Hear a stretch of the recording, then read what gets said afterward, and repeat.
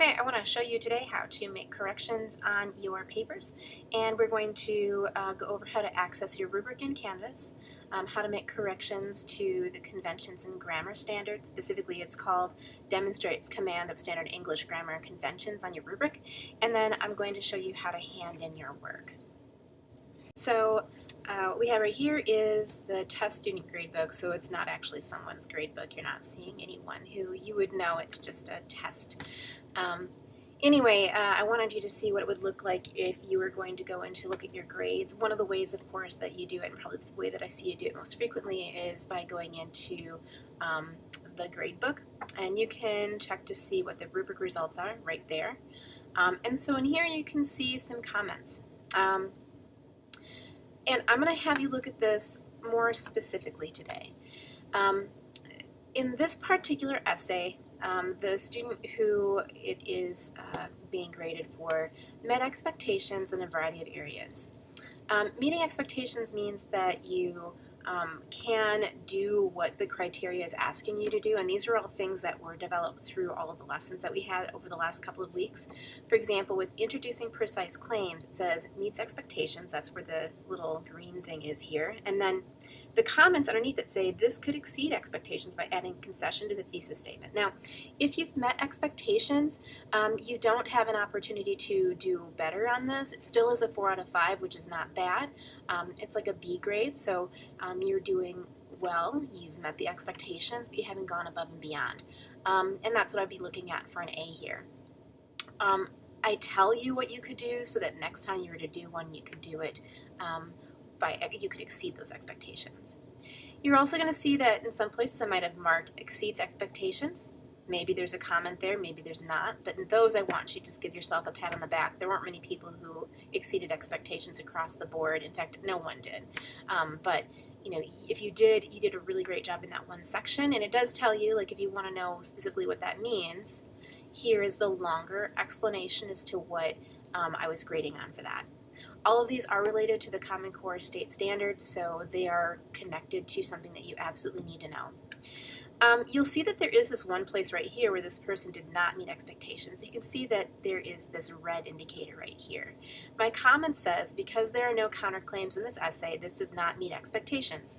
And the description for the criteria is distinguishes claims from alternate or opposing claims.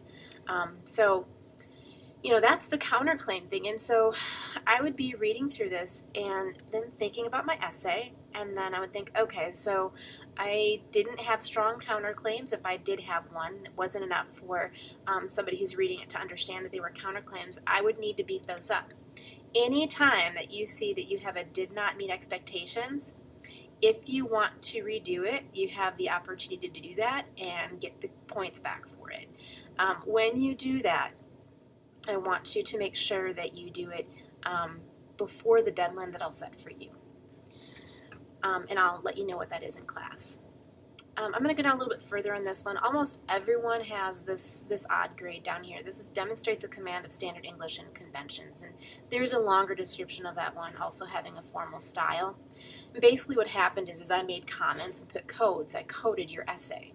I'm going to, in a little bit here, put in a little video on how you need to be fixing those, but with the codes, you're going to go through, fix them, and then you can turn them in.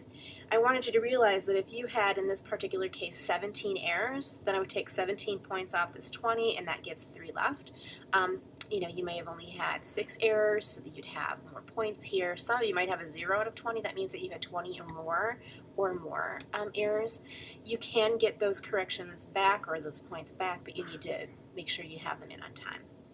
So hopefully that explains what the rubric is to you. This is something for you to hopefully grow from, especially if you have any of these that say they do not meet expectations, or you have any points off in the demonstrating command of standard English, grammar, and conventions.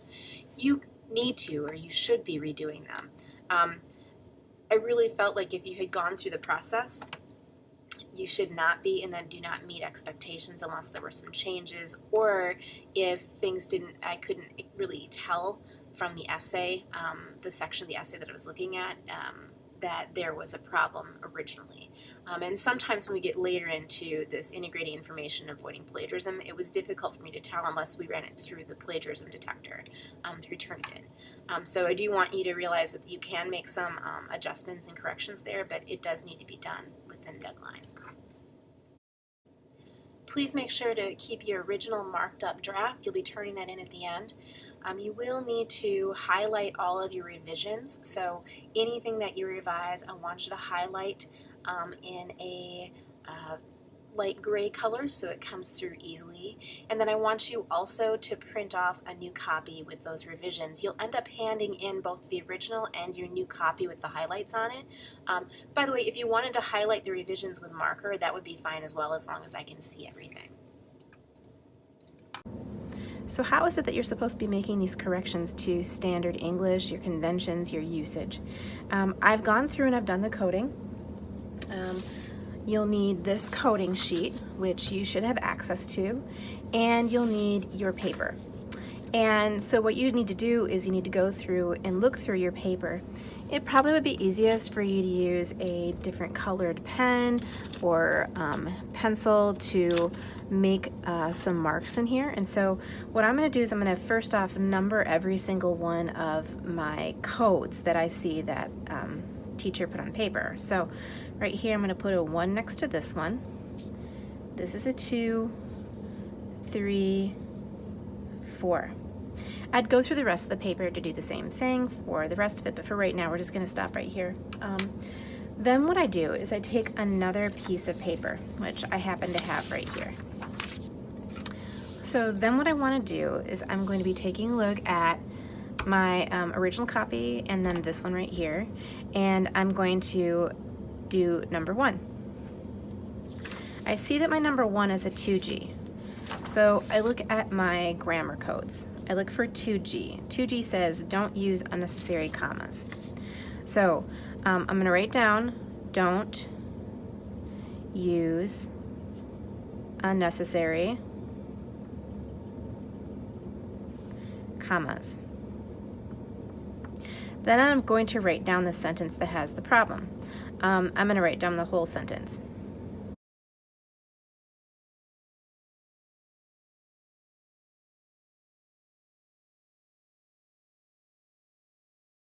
Then what I'm going to do is I'm going to make my correction. So I'm going to write another version.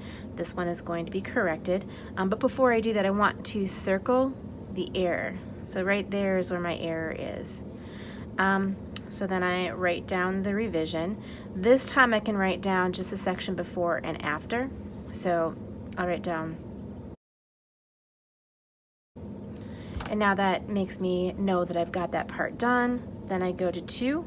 Look at 2 on here. I write down what the error is, which is a 4, comma splice,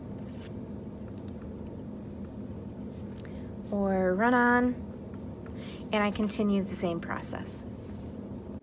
Once you revised your paper and gotten rid of all the do not meet expectations, as well as made all of your corrections to the standard English and grammar, I would like you to turn in revisions. These revisions are due by the due date that I'll be giving you in class.